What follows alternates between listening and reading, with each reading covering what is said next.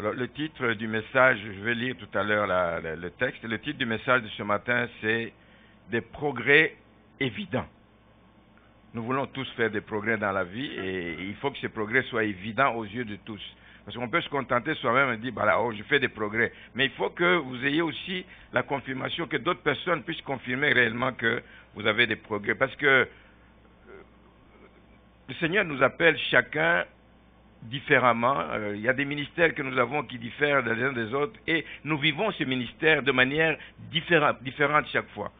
Mais ce que je veux dire ce matin, c'est que peu importe le parcours que nous avons, peu importe les combats que nous avons vécus, que nous pouvons vivre dans notre ministère, mais il y a un moment où la joie vient se manifester dans le ministère.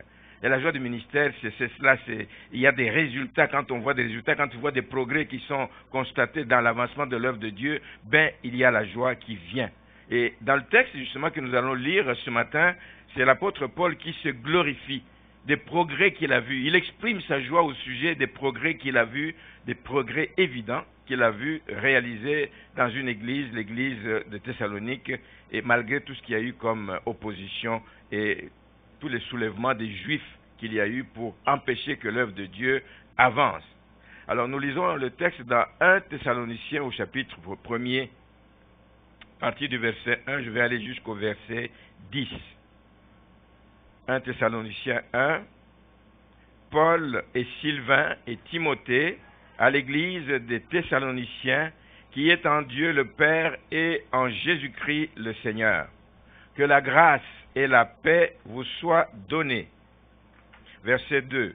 Nous rendons continuellement grâce à Dieu pour vous tous, faisant mention de vous dans nos prières, nous rappelant, il y a des choses dont on doit se rappeler de ce que Dieu fait dans nos vies, nous rappelant sans cesse l'œuvre de la foi, l'œuvre de votre foi, le travail de votre amour et la fermeté de votre espérance en notre Seigneur Jésus-Christ devant Dieu notre Père.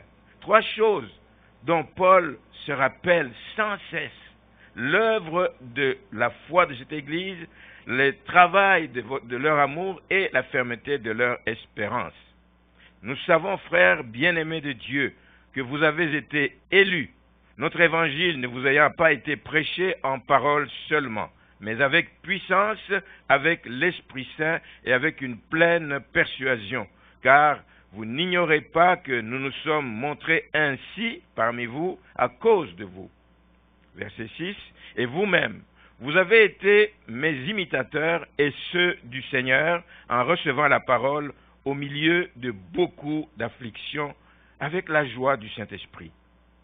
En sorte que vous êtes devenus un modèle pour tous les croyants de la Macédoine et de l'Achaïe. Ma prière, c'est toujours ça, que nous soyons un modèle pour d'autres personnes. Quand ils nous voient vivre, qu'ils puissent attester des progrès évidents dans notre vie et que nous puissions impacter des gens comme cela. Non seulement, en effet, la parole du Seigneur a retenti de chez vous dans la Macédoine et dans l'Achaïe, mais votre foi en Dieu s'est fait connaître en tout lieu de telle manière que nous n'avons pas besoin d'en parler. Car on raconte à notre sujet quel accès nous avons eu auprès de vous et comment vous vous êtes convertis à Dieu en abandonnant les idoles pour servir le Dieu vivant et vrai et pour attendre des cieux son Fils qu'il a ressuscité des morts, Jésus, qui nous délivre de la colère à venir. Amen. Amen. Vous pouvez vous asseoir.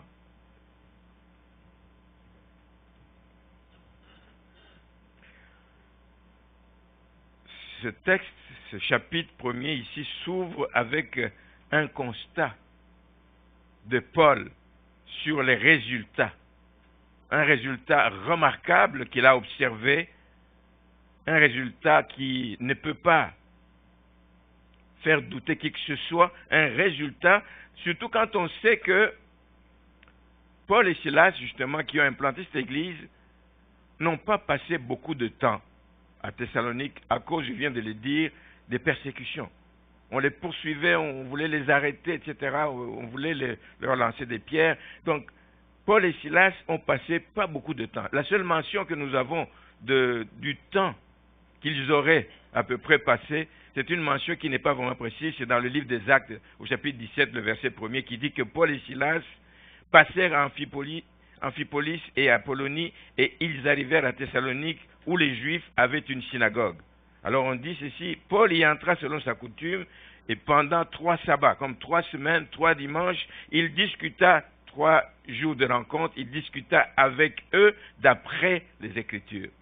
C'est vraiment la seule mention qui soit plus ou moins précise. Mais quand on lit, la Bible se complète. Quand on lit d'autres passages de la Bible, on peut comprendre que le séjour n'a pas été que de 3 sabbats. Il n'a pas été là seulement pendant 3 fois pour implanter l'église, avoir le temps d'inculquer les valeurs de base à cette église. Il a dû passer un peu plus de temps dans cette localité. On peut le voir dans 2 Thessaloniciens au chapitre 3 au verset 8, où on dit que nous n'avons mangé gratuitement le pain de personne, mais dans le travail et dans la peine. Ici, il n'est pas en train de parler du travail d'évangélisation qu'il faisait, non. Dans le travail et dans la peine, nous avons été nuit et jour à l'œuvre pour n'être à la charge d'aucun de vous. Ils travaillaient pour vivre, ils ont travaillé pour gagner du pain. Ce n'est pas que nous n'en ayons point le droit, mais nous avons voulu vous donner à nous-mêmes un modèle à imiter. Donc, il a eu à travailler de ses mains.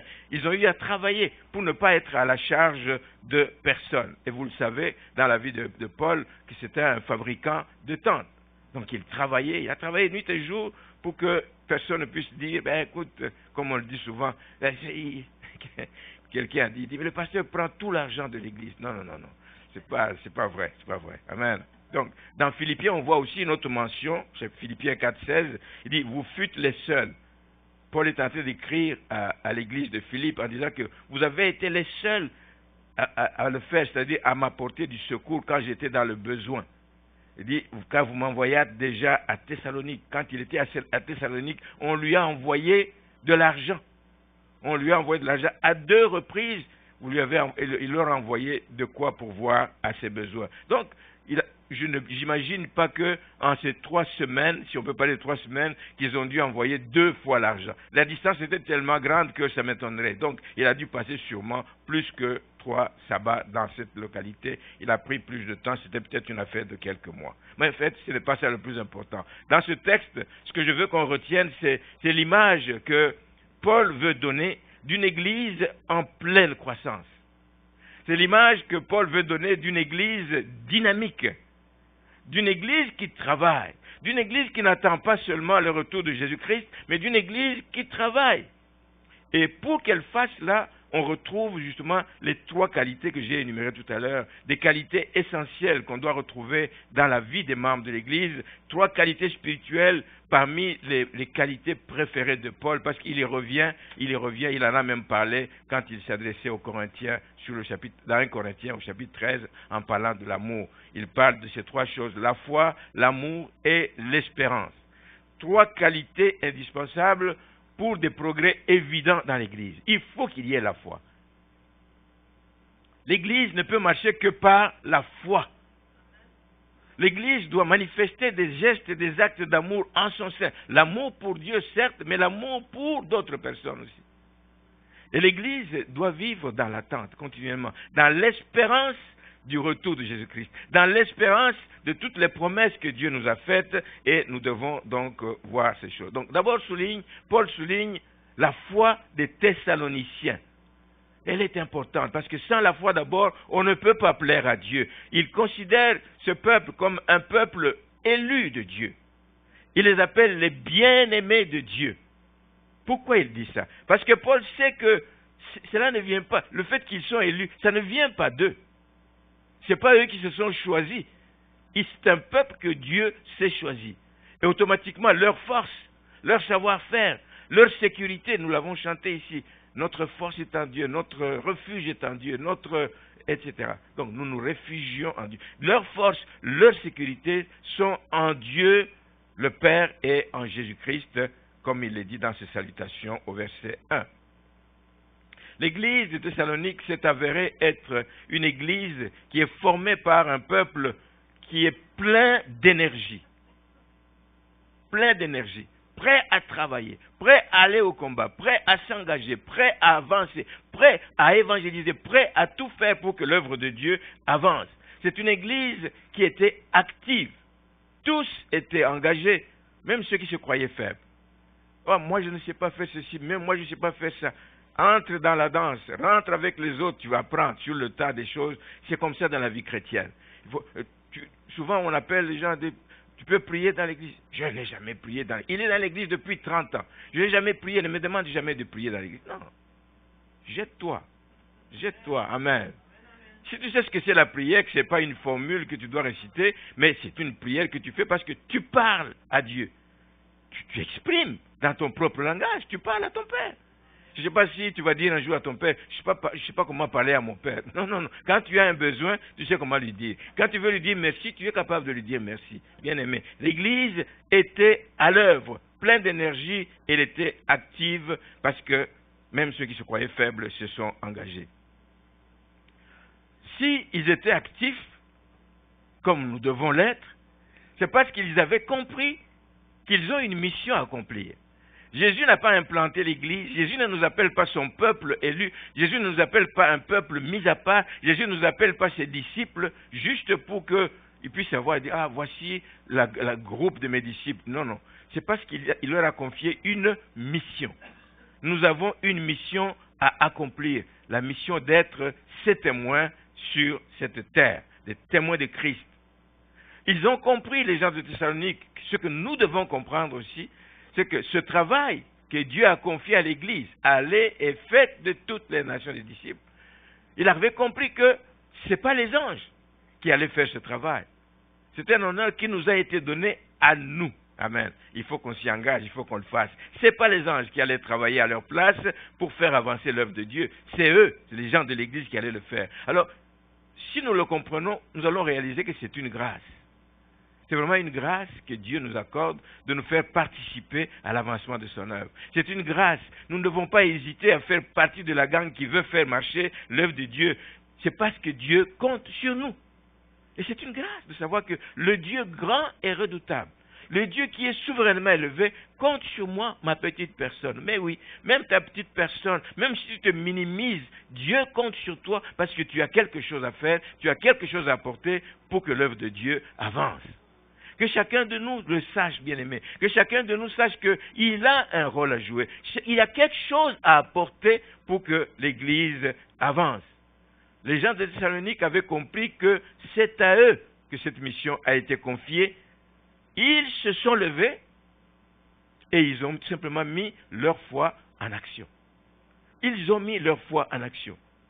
Je ne parle pas des œuvres, ils ont mis leur foi en action. C'est la foi qui a prouvé, qui a apporté des œuvres. Ce n'est pas les œuvres qui ont justifié la foi, mais c'est la foi qui a donc été le résultat, qui a été la base pour qu'ils puissent pratiquer ces œuvres. Il faut noter donc que ce ne sont pas les œuvres qui ont produit la foi, mais le contraire. Les œuvres accomplies sont plutôt, évidemment, la preuve que ces gens avaient la foi. C'est Jacques, l'apôtre Jacques qui le dit, vous le savez, dans le chapitre 2 de l'épître de Jacques, il dit, il en est ainsi de la foi. Si elle n'a pas les œuvres, elle est morte en elle-même. Une foi qui n'a pas d'œuvre, c'est une foi qui est morte. Tu dis que tu as la foi, ben montre-moi tes œuvres. Amen. Montre-moi tes œuvres. Alors c'est la même chose pour nous ce matin. C'était vrai pour les gens de Thessalonique, c'est la même chose pour nous si tu te considères comme un élu de Dieu. Dieu t'a donné la foi. La foi, on ne l'achète pas. La foi, on ne l'amasse pas au coin de rue. C'est Dieu qui nous donne la foi. Tu as reçu la foi qui est un don de Dieu pour ses élus. Il nous le dit dans Éphésiens 2, verset 8. Car ce n'est pas la grâce que vous êtes sauvés par le moyen de la foi. Et cela ne vient pas de vous. C'est le don de Dieu. C'est le don de Dieu. Ce n'est point par les œuvres afin que personne ne se glorifie. Car nous sommes son ouvrage ayant été créés en Jésus-Christ pour de bonnes œuvres. Toi et moi, nous avons été créés pour de bonnes œuvres que Dieu a préparées d'avance pour que nous les pratiquions. Donc il y a des choses qui attendent que tu t'élèves. Il y a des choses qui attendent que tu t'engages. Il y a des choses qui attendent que tu fasses un pas de foi. Donc je ne suis pas capable de faire un pas de foi. Tu n'es pas seul, tu es avec le Seigneur. Et s'il le faut, demande au Seigneur, augmente ma foi. Je sens que je ne suis pas encore rendu au niveau. Augmente ma foi. Augmente ma foi pour que j'avance. Je veux m'impliquer, je veux m'engager moi aussi. C'est l'occasion, quand on apporte un message, toujours de se poser la question, quel est mon niveau d'engagement à moi? Je ne veux pas de réponse ici. Quel est mon niveau d'engagement? La question que je dois me poser continuellement. Est-ce que ma vie à moi témoigne de ma foi? Quand tu as la foi en Jésus-Christ, ta vie va les manifester à travers les œuvres que tu fais, à travers l'engagement, à travers les pas en avant que tu fais, à travers les actions que tu poses. Y a-t-il, des questions qu'on doit se poser, y a-t-il des fruits visibles dans ta vie? D'autres personnes peuvent te le dire, mais toi aussi tu peux le constater. Moi, il m'est arrivé de constater, parce que quelqu'un me l'a dit un jour, je l'ai déjà dit ici, j'étais un homme colérique. J'étais un homme colérique. Les changements qui ont été opérés en moi, je n'ai même pas vu, c'est vraiment le Seigneur qui a agi en moi depuis que je l'ai rencontré, qui a agi en moi. Et puis, les mêmes personnes qui disaient, toi avec tes troubles et tout, tu es tout le temps énervé et tout. Puis un jour, la même personne vient me voir et dit, mais Jean, je vois que tu as réellement changé. Je vois que tu as réellement changé. Il faut que tu le remarques toi aussi. Il faut que tu l'entendes aussi d'autres personnes. Amen. Est-ce que ta vie porte des fruits visibles, des fruits palpables? Je peux juste te dire, j'ai la foi, mais où sont les œuvres? Où sont les œuvres? Merci Seigneur. Alors, Paul rend grâce donc à Dieu pour les chrétiens de Thessalonique, et moi aussi, je rends grâce à Dieu pour ce qui se fait dans cette église. Mais je voudrais encore plus, et encore plus, à cause de l'œuvre de la foi. Que cette foi augmente, que cette foi soit de plus en plus forte, parce que nous savons que la tendance va plutôt dans le sens contraire aujourd'hui. Des gens qui étaient zélés pour l'évangile, des gens qui croyaient dur, croyaient que le Seigneur est vivant, que le Seigneur ne les abandonnera pas. Et puis du jour au lendemain, ça commence à péricliter, si bien que Jésus lui-même s'est dit, il a dit, le jour où le Fils de l'homme reviendra, trouvera-t-il? Il y a beaucoup d'éléments qui viennent gruger la foi des gens aujourd'hui. Beaucoup d'éléments. Beaucoup d'éléments. Les gens ne savent plus vivre par la foi. Ne savent plus vivre par la foi. On compte tout sur, il faut que j'ai l'argent en main, etc. Et ici, je dis souvent que les gouvernements de ces pays, bon, mais ça n'aide pas beaucoup de gens, justement, à vivre par la foi, parce que tu as besoin de quoi? Tu vas là-bas, on te donne. Bien-être social, tu es là. Bien si tu es là. Des chèques, chômage, c'est pas mauvais, mais en Afrique, j'imagine qu'en Haïti aussi c'est pareil. Il y a des gens qui vivent réellement par la foi. Demain, ils ne savent pas de quoi ils vont vivre. Ils se lèvent le matin, déjà la journée, ils disent, mais comment cette journée va se passer? Seigneur, je te confie la journée. Dirige mes pas pour que j'aille récolter un peu de quoi manger pour ma famille. Quand vous en arrivez à ce point-là, je pense que vous allez chercher à vous accrocher à celui qui est le donateur par excellence. Amen. Vous allez dire, Seigneur, je te fais confiance. Je mets ma foi en toi. Alléluia. Et c'est ce que je vous souhaite ici aussi. Ne comptez pas sur le compte en banque qui est rempli, etc. Même si je perds l'emploi pendant 10 ans, je vais être... Non, détrompez-vous, parce que tout ça peut disparaître d'un trait. Là. Tout ça peut disparaître d'un trait. Donc, Paul se réjouit des chrétiens de Thessalonique à cause de l'œuvre de leur foi.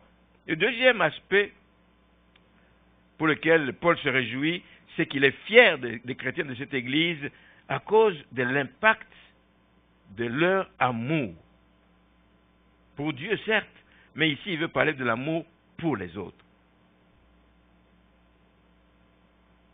Tu ne peux pas aimer Dieu seulement et ne pas aimer ton prochain. Mais quand tu aimes Dieu, tu trouves la force d'aimer les autres. Et il faut que tu aimes les autres.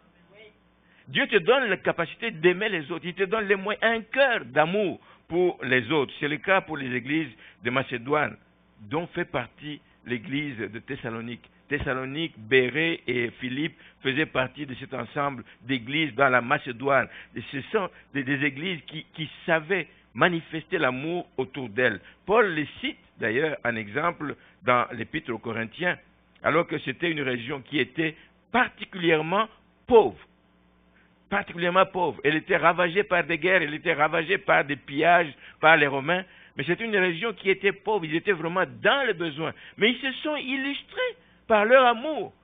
Quand ils sentent qu'un autre a besoin, ils se lèvent, ils donnent. Nous le lisons dans 2 Corinthiens au chapitre 8, le verset 1er, il dit « Nous vous faisons connaître, frères, la grâce de Dieu qui s'est manifesté dans les églises de Macédoine, à travers la grande épreuve de leurs afflictions, leur joie débordante et leur pauvreté profonde. C'est curieux.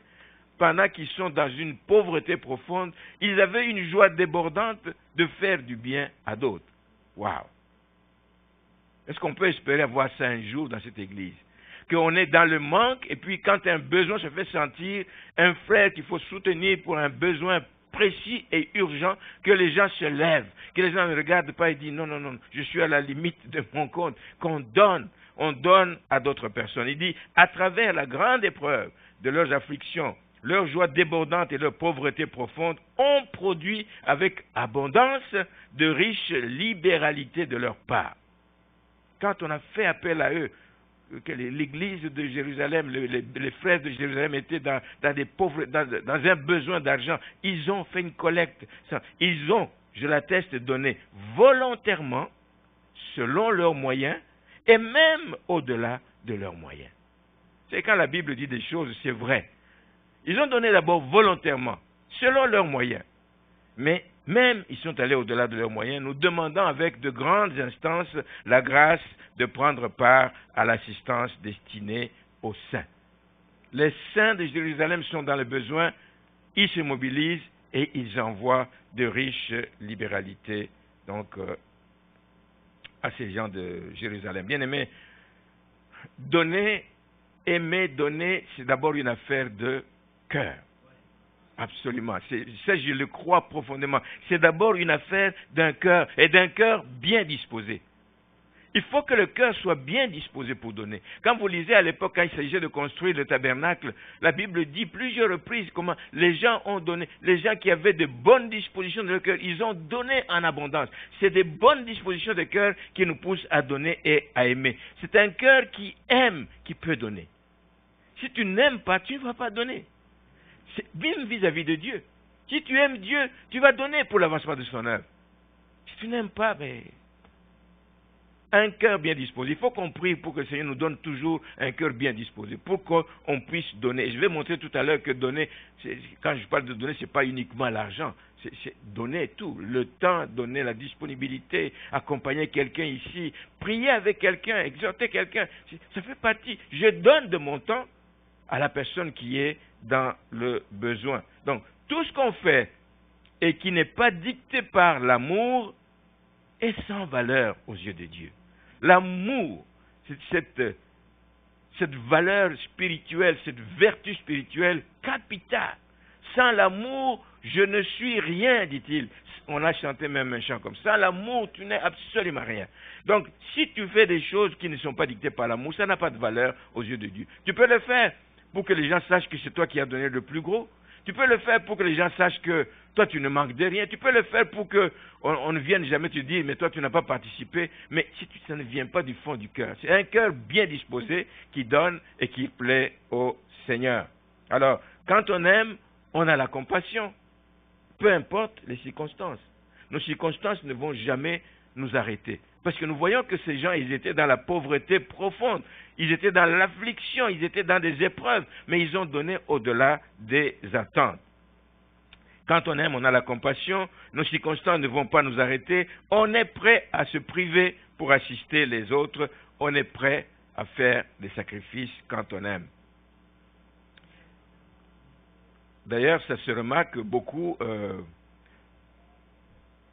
lorsqu'on fait des appels aux dons. Ce n'est pas dans l'église, mais de façon générale. Vous savez, il y a des inondations à tel endroit, il y a des incendies qui ont ravagé, il y a des tremblements de terre ici et là. Souvent, on lance des appels de fonds, etc. Pensez-vous que c'est seulement les gens, les millionnaires qui donnent là-dedans? Non. C'est la somme des petits dons. Et souvent, vous allez voir que c'est les gens qui sont démunis qui vont être sensibles à ce genre de conditions. Il dit, je m'imagine si moi j'étais dans cette situation-là, il va se priver, il va sortir ce qu'il a pour donner. Même ça se voit même dans le monde, et alors a fortiori dans la maison du Seigneur. Amen. Ce n'est pas nécessairement les plus nantis qui donnent le plus, c'est souvent la somme des petits dons qu'on peut amener les gens donc à donner et avoir un cœur donc touché par la misère des autres. Et ma prière, c'est toujours qu'il en soit de même parmi nous, bien-aimés, que le Seigneur nous aide donc à donner aussi pour le support missionnaire. Si on donne pour le support missionnaire, ça permet d'éviter à des multitudes de se retrouver dans la perdition éternelle parce qu'ils ne connaissent pas Christ. Les missionnaires existent encore parce que nous ne pouvons pas tous aller, mais il y a des gens qui font des sacrifices pour dire je quitte ma patrie, je quitte mon pays, ma famille, je pars pour un temps de mission dans un coin reculé, je vais en mission pour propager la bonne nouvelle de l'Évangile. Il faut donc supporter ces gens là où nous ne pouvons pas nous rendre nous-mêmes. Donc, deuxième force que Paul a constatée à l'église de Thessalonique, c'est l'impact de leur amour pour les autres, que ce soit vrai au milieu de nous. Et la dernière force, la troisième justement à laquelle Paul fait mention dans cette église, c'est la fermeté de leur espérance. L'espérance, ce n'est pas quelque chose que tu as et qui dure 2 ans, 3 ans. Je garde l'espérance pendant 2 ans, 3 ans, et puis je vais voir ce qui va se passer après. Des gens qui disent, moi je ne crois plus au retour de Jésus-Christ parce que j'ai attendu 10 ans et puis, ou 30 ans, je n'ai rien vu. Alors, moi je ne crois plus à cela. Non, l'espérance, c'est pas ça. L'espérance, c'est jusqu'à ce que tu attends arrive. Jusqu'à ce que ça arrive. Ici, il faut être ferme dans cette espérance. La fermeté dans leur espérance. Et les chrétiens de cette église de Thessalonique étaient connus comme des gens qui persévéraient dans l'attente du retour, et pour eux c'était un retour imminent du Seigneur. Ils persévéraient parce qu'ils disaient qu'il va revenir à tout moment, alors ils persévéraient dans cela. Alors, tous ces éléments que Paul souligne, l'amour pour les autres, la foi en action, la fermeté de leur espérance, mais sont des signes. Ce sont des signes, ce sont des résultats d'une vraie conversion. D'une vraie conversion. Un chrétien converti, bien aimé, il attend le retour du Seigneur. Il ne peut pas me dire le contraire. Il est dans l'attente, il vit dans l'attente du retour du Seigneur. Un chrétien converti, il doit avoir l'amour, il doit développer, grandir dans son amour pour Dieu et pour les autres.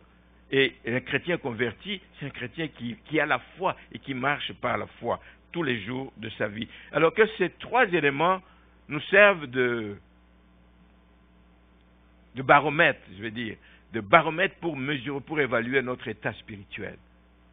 Est-ce que j'ai l'amour? Est-ce que j'ai la foi? Continuellement se demander, est-ce que je demeure dans l'attente du Seigneur? Parce que si tu demeures dans l'attente du Seigneur, il y a une attitude à adopter. Et il y a une attitude à adopter absolument. Ce sont donc des signes d'une vraie conversion. Et pour les chrétiens de Thessalonique, leur conversion s'est manifestée de plusieurs manières. J'ai parlé de ces 3 signes, mais je vais parler d'autres choses. Leur conversion s'est manifestée par une confiance inébranlable en Dieu. Ils se sont attachés à lui, ils ont cru en lui,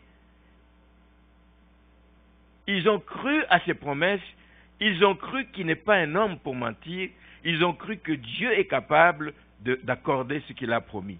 Et donc Dieu n'est pas un homme, mais il est un Dieu puissant, il est fidèle à ses promesses. Il faudrait que notre conversion se manifeste aussi, pas pendant quelques années, mais tout le temps par cette confiance inébranlable en Dieu. La confiance, quand les choses vont bien, j'ai confiance en Dieu. Quand les choses vont mal, vont moins bien, je garde encore confiance en Dieu, parce qu'il connaît toutes choses, il dispose de toutes choses, il me les donnera le moment venu. Il me connaît, il ne peut pas permettre que l'épreuve aille au-delà de nos capacités. Dieu nous connaît, amen. Donc une confiance, Seigneur, c'est dur, c'est de plus en plus dur, mais je garde confiance en toi. C'est difficile, mais mes yeux sont fixés sur toi. Des marques, des signes de notre conversion. Leur conversion s'est manifestée également, on le dit dans ce texte, parce que les gens ont abandonné les idoles. Au verset 9, on raconte comment vous vous êtes convertis à Dieu en abandonnant les idoles pour servir le Dieu vivant et vrai. Ça s'est manifesté par l'abandon des idoles pour se tourner vers le véritable Dieu. Pas c'est des statuettes et des trucs comme ça, des amulettes, mais des véritables dieux vrais et vivants. Il n'y a pas que Les gens d'Éphèse, quand Paul est arrivé à Éphèse aussi, après la prédication, les gens d'Éphèse ont été touchés par la parole de Dieu, ils se sont convertis et parmi les signes de conversion, ils ont amené tout ce qu'ils avaient comme, tout ce qui les attachait aux arts magiques, les livres, ils ont brûlé des livres d'une très très grande valeur, tout ce qui les attachait à la magie, ils ont amené et ils ont brûlé. Sans regarder la valeur de ces choses. J'ai donné un exemple ici. Quand je me suis converti, je revenais de Belgique où je venais de séjourner pendant 2 ans avec un paquet de disques du monde, les 33 tours là. Les derniers en date, nous n'avions pas encore de CD à l'époque, c'était vraiment les 33 tours, des derniers, donc des musiques du monde là. Je ne connaissais pas le Seigneur vraiment. J'avais investi beaucoup d'argent dedans parce que ça coûte cher. Chaque fois qu'un disque sortait, je gardais. Et puis j'ai ramené tout ça dans mes bagages. Je suis rentré en Afrique. Puis, quelques années après, 2 ans après mon retour, 3 ans après, j'ai rencontré le Seigneur. Quand j'ai rencontré le Seigneur, ou qu'il m'a rencontré, j'ai été touché par un enseignement. Un jour, je ne vais pas dire que le jour où j'ai pris mes disques, moi, au cours d'un enseignement, les enseignements, les prédications, il faut que ça nous touche, bien aimé. Il faut qu'on apprenne à réagir au message. Quand un message te touche, il y a des choses à faire. Je ne peux pas juste dire c'est beau, c'était beau le message aujourd'hui, mais il y a des choses à faire. Moi, j'ai été touché par ce message et je suis rentré à la maison et j'ai dit à Donna, mais voici Donna, voici ce que je vais faire. Moi, je ne peux pas garder ces choses-là. Moi, je ne peux pas garder. Et puis, je ne peux surtout pas donner ça à quelqu'un. Parce que ce qui n'est pas bon pour moi n'est pas bon pour un autre. Alors, je suis allé dans ma cour arrière. J'ai pris ça, j'ai mis le feu là. Disque après disque. C'était un paquet, je ne sais pas combien ça faisait là. Un après l'autre, au feu, au feu, au feu, au feu, au feu, au feu. La réaction à la suite d'un message reçu. Eux aussi, ces gens, ils ont abandonné leurs idoles. Comme à Éphèse, ils ont tout jeté, etc. C'est ça. Et Dieu dit ça dans le livre des Psaumes 31, verset 7, il dit, je hais, je les ai en haine, ceux qui s'attachent à de vaines idoles. Alors vous allez me dire que aujourd'hui, il n'y a presque plus d'idoles, vous vous trompez. Il y a des idoles. C'est peut-être plus des amulettes, c'est peut-être plus d'autres choses, etc. Il y a d'autres idoles, etc. Toutes les choses qui prennent la place, qui revient à Dieu. Le temps qu'on devait consacrer au Seigneur, on le passe à s'amuser avec des choses, des spectacles, le sport. Mais je ne dis pas que le sport est mauvais, bien aimé, mais quand le sport commence à prendre toute la place,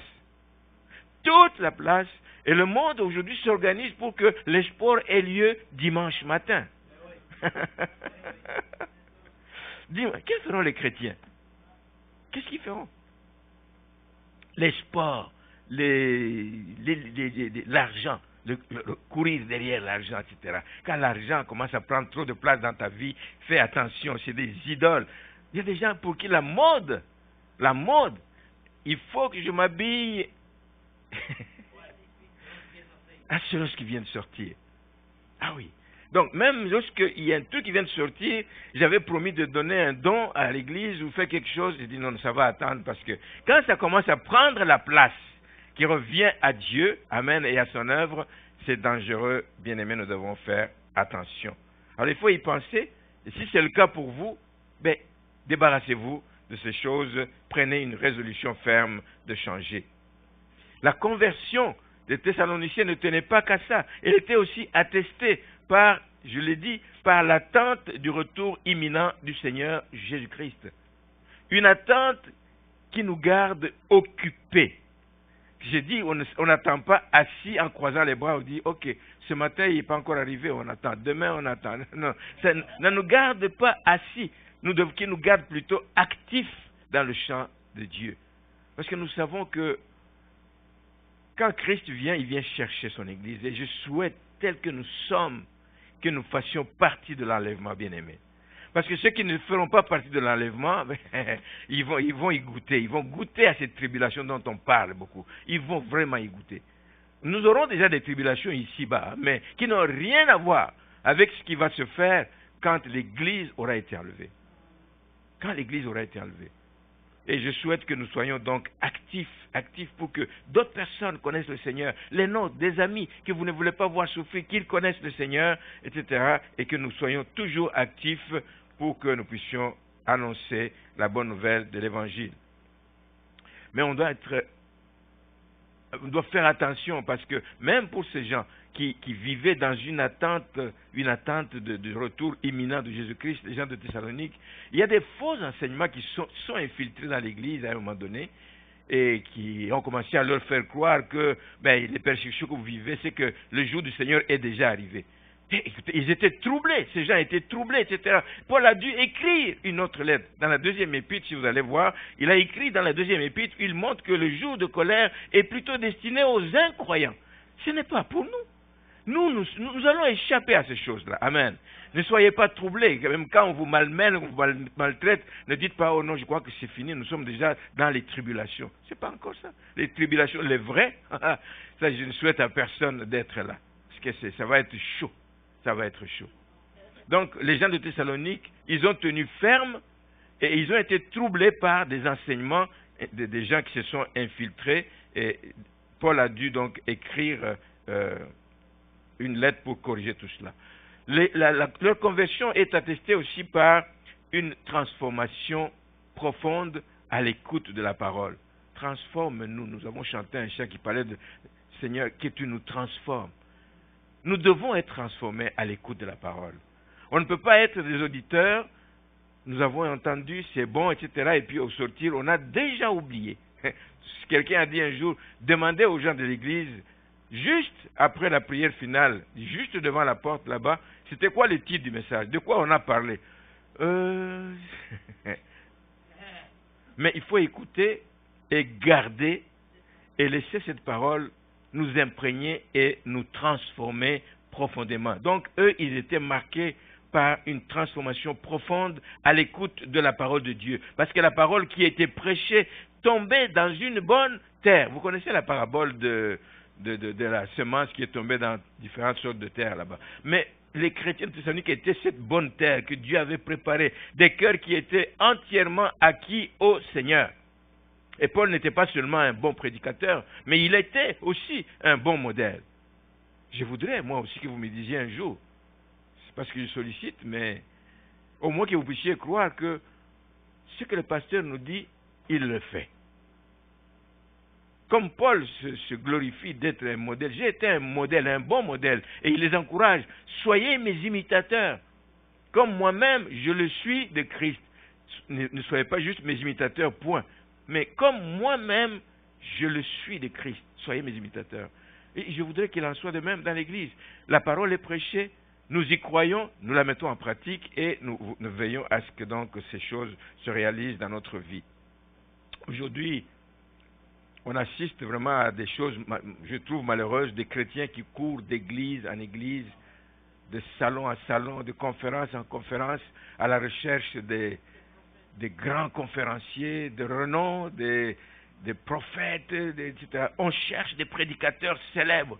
Mais si vous regardez ce qui fait leur célébrité, oui, c'est parce qu'ils drainent des foules, mais c'est aussi parce qu'ils sont riches, c'est aussi parce qu'ils ont leur propre avion, c'est parce que quand il a son propre avion, il dit waouh!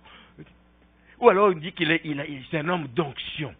Ça, c'est quelque chose qui vient beaucoup. Vous savez, l'onction, ce n'est pas lié à tout cet appareil extérieur ici. C'est pas avec beaucoup de bruit qu'on fait l'onction, qu'on manifeste l'onction du Saint-Esprit sur nos vies. Amen. Simplement, dans la douceur, etc. L'onction peut être là, de sorte quand tu ouvres la bouche, tu parles à quelqu'un, la personne est saisie par les quelques mots que tu lui dis. Amen. Ça, c'est le travail du Saint-Esprit. Et c'est ça l'onction du Saint-Esprit. Mais on ne doit pas courir à la recherche des prédicateurs, etc. Des gens qui sont bien, qui se déplacent, ils ont plein de garde-corps autour d'eux, etc. Oui. Ils ont la capacité de mobiliser, de captiver les foules. Ça, vraiment, c'est quand tu sors de là, c'était quelque chose. Hein? On nous a dit un jour, quelqu'un revient, je ne sais pas, d'une rencontre quelque part, et dit, mais waouh, il a reçu. Je dis, ah oui, il a reçu. Il a reçu. Alors, on va voir les fruits. Mais on n'a jamais vu de fruits. Il a reçu quoi? Il a reçu, il a reçu. On doit éviter ces choses, bien-aimés. Ce qui importe, ce n'est pas le prédicateur. Oui, le prédicateur est important dans la mesure où il prêche la vérité de la parole de Dieu. Mais ce qui importe, c'est le message. Et ça veut dire que nous ne devons pas non plus avoir de préférence. Hein? Moi, j'aime seulement lui. J'aime seulement lui. Non, je n'aime pas entendre ça. Tant que la personne qui passe sur la chair vient prêcher la parole de Dieu et rien que la parole de Dieu, nous devons lui prêter oreille. Nous devons lui prêter oreille. Amen, amen. Ce qui importe, c'est le contenu du message. Il faut que le message soit fidèle à la parole de Dieu. Parce que c'est le message qui transforme des vies. Ce n'est pas un message qui fait vibrer les foules, mais c'est un message qui transforme les vies. Mais si le message sort et ne transforme pas des vies, on doit se poser la question. Le problème n'est pas au niveau de la parole de Dieu, le problème est au niveau du cœur qui reçoit la parole de Dieu. C'est un cœur qui n'est pas prêt à recevoir, c'est un cœur qui n'est pas laboré. Mais nous voulons des messages qui transforment des vies et nous ne voulons pas nous attacher aux messagers. Amen. Nous sommes dans une année de récolte. Ce qui va faire la récolte, bien aimé, c'est la semence qui a été reçue, qui est tombée dans une bonne terre. C'est cette semence qui va faire la différence. Donc, je termine en disant que les gens de Thessalonique ont aussi été impactés. Leur conversion a été attestée par la capacité à supporter les afflictions. Passer par des épreuves et garder la joie. Ça doit être le cas pour les enfants de Dieu. C'est Dieu qui permet que des épreuves nous arrivent dans la vie. Et quand il nous permet ces épreuves, il nous donne aussi les moyens d'en sortir. Donc nous devons arriver à demander et à développer cette capacité de supporter les afflictions. Compter sur le Seigneur, garder la joie.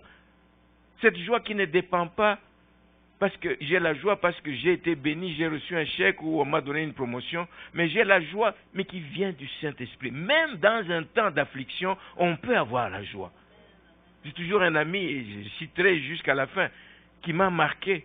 10 ans de mariage, 10 ans de douleur, de souffrance, mais pour sa femme qui était malade, tout le temps alité à l'article de la mort, tout le temps. Il venait au travail, mais quand tu le vois, jusque-là je ne le connaissais pas, je venais de le découvrir, mais je le vois toujours sourire. Un gars souriant comme ça, je n'ai jamais vu. Il a toujours le sourire. J'ai dit, c'est un homme qui est heureux. Jusqu'au jour, il m'a ouvert son cœur pour me dire, écoute, j'ai su que toi aussi tu es chrétien comme moi, et voici ce que je vis, mon frère. Je n'en revenais pas. Je dis, et avec ça, tu as la joie. Oui, la joie du Seigneur, c'est là notre force. Amen. La joie du Seigneur, c'est notre force. Une joie qui ne dépend pas des circonstances que nous traversons. Donc, ayons à développer cette capacité pour supporter les afflictions. Et enfin, je voudrais parler de la passion qu'ils avaient de gagner les âmes. Ils n'ont pas gardé la parole pour eux-mêmes, comme je vous encourage toujours. Ne pas garder la parole pour vous, mais avoir la passion de gagner des âmes à Christ. La Bible nous dit dans ce passage que leur message a retenti dans toute la Macédoine et dans l'Achaïe. Et ils ont tiré profit de tout. L'emplacement géographique où ils étaient, c'était un lieu de passage. C'est comme un carrefour où des gens passaient.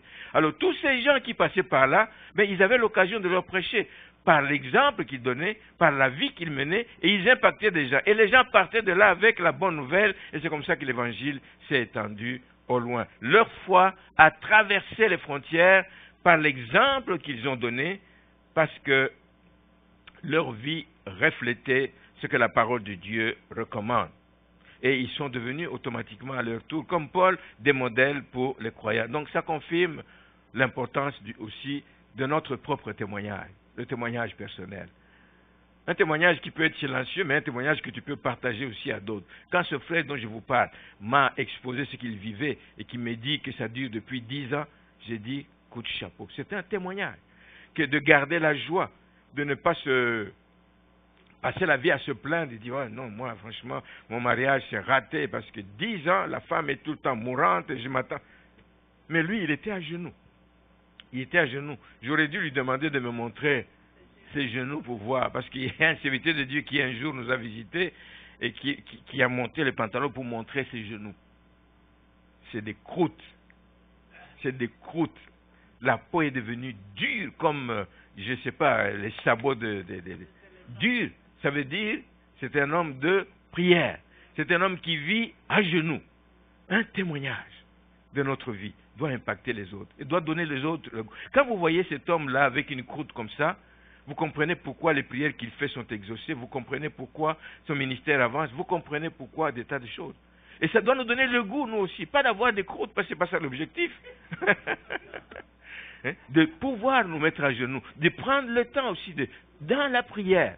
Dans la prière, parce que la prière a un impact inimaginable, incommensurable. Merci Seigneur.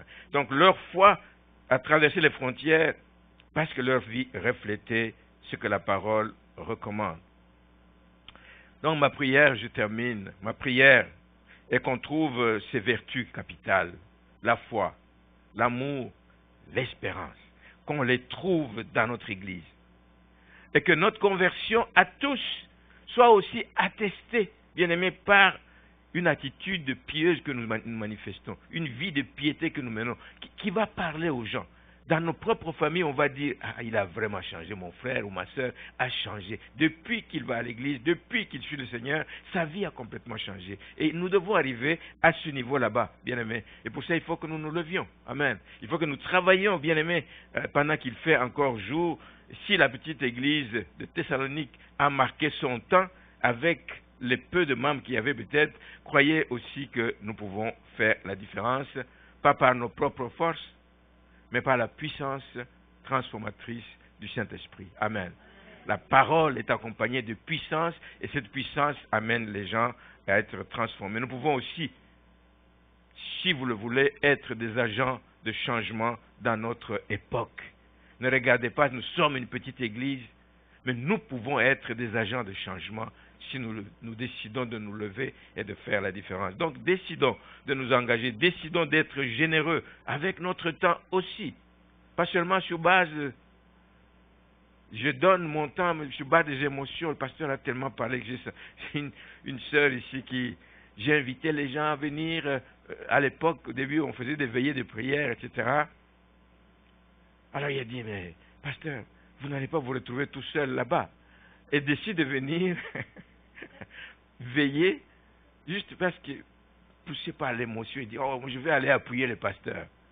Mais ça a eu des conséquences. La personne a perturbé, son sommeil a été perturbé et tout. Non, ne faites rien, bien-aimé, juste par des émotions. Mais faisons des choses parce que nous voulons plaire, pas à l'homme, au pasteur, nous voulons plaire à Dieu. Faisons des choses parce que nous voulons plaire à Dieu, parce que nous avons compris le besoin du cœur de Dieu. Et c'est ça, nous devons répondre aux besoins du cœur de Dieu, amen, qui est quoi? Qui est le salut des âmes. Nous devons y répondre. C'est ça que la maman de Wesley a fait, Suzanne Wesley, que vous connaissez, une femme de prière, qui avait beaucoup d'enfants, mais qui avait toujours son temps de prière. Et quand c'était l'heure de prière, elle se couvrait la tête et tout le monde respectait ce temps. Cette femme a dit ceci. Un jour, elle est appelée à dire adieu à ses deux plus jeunes fils qui ont décidé de partir en mission dans un autre État. Et les enfants, connaissant peut-être la sensibilité de leur mère, vont demander à leur mère. Ils lui demandent son consentement avant d'aller. Hein, les jeunes gens, quand on veut faire des choses, même si c'est pour le Seigneur, consultez quand même les parents. Amen. Consultez quand même les parents. Et quand ils lui demandèrent son consentement, elle leur répondit, il dit, j'aime cette phrase et je termine avec, si j'avais 20 fils, je sais qu'elle en avait 17, mais l'autre avait grandi. Ici, c'est les deux plus jeunes, sans doute les deux qui lui restaient, etc. Il dit, si j'avais 20 fils, je me réjouirais de les voir employés à cette œuvre, à l'œuvre de Dieu. Je me réjouirais de les voir employés à cette œuvre, dussé-je ne les revoir jamais. Même si je ne dois jamais les revoir, pourvu que je sache qu'ils sont partis pour une bonne cause, la cause du Seigneur, la cause de Christ, la cause de l'Église, je les donnerai et je les donnerai sans hésiter. Pourquoi? Parce qu'elle avait compris le besoin du cœur de Dieu. Amen. Puissions-nous aussi comprendre le besoin du cœur de Dieu et devenons des gagneurs d'âme en imitant nos aînés dans la foi, tirons profit de leurs expériences parce que tout ce qui a été écrit pour notre édification. Tout ce qui par où ils sont passés, ce qu'ils ont pu réaliser, c'est pour que ça nous édifie, nous aussi. Servons, bien-aimés, servons le Seigneur comme des gens qui sont dans une attente ferme, une espérance ferme du retour imminent de notre Maître et qui ne nous trouve pas dans la distraction. Amen. qui ne nous trouve pas dans la distraction, mais qui nous trouve actifs dans son champ. Et si nous agissons comme ça, nos efforts ne resteront pas sans résultat. Nos efforts ne resteront pas vains. Amen.